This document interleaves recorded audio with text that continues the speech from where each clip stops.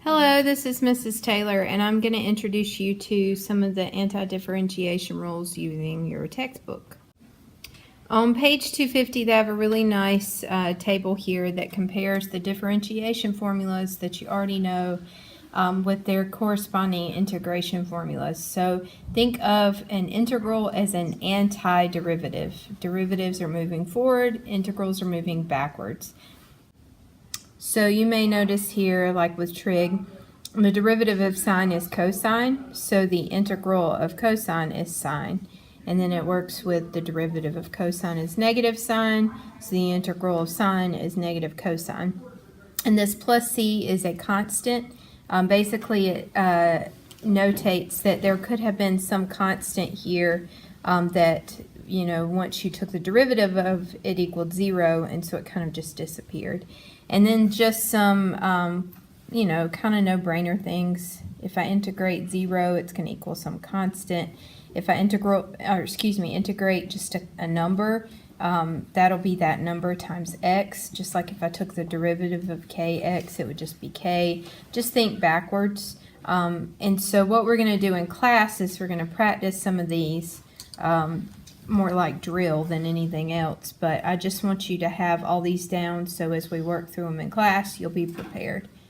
Just to point out one thing that's really going to help you if you can kind of wrap your brain around it now is if I integrate a polynomial, if it's x to some exponent, instead of subtracting 1, remember we're working backwards, so we add 1. And instead of multiplying by that exponent, we divide by it after we add 1. So if you think through it, if I have the integral of 3x, then if I integrate x, that's exponent of 1.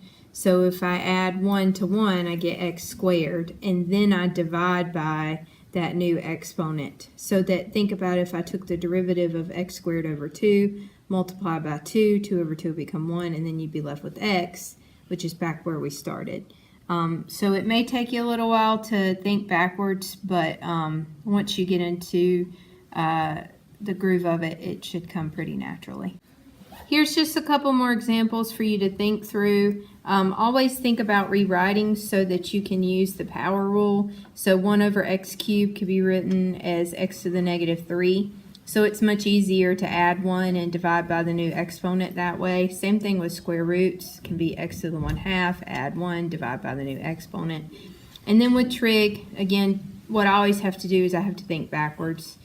So the integral of sine is cosine, but remember it would have to be a negative. And then this constant of 2 can be pulled out front. We learned about that with properties. So I just integrate sine and then keep the 2 to simplify to negative 2 cosine of x.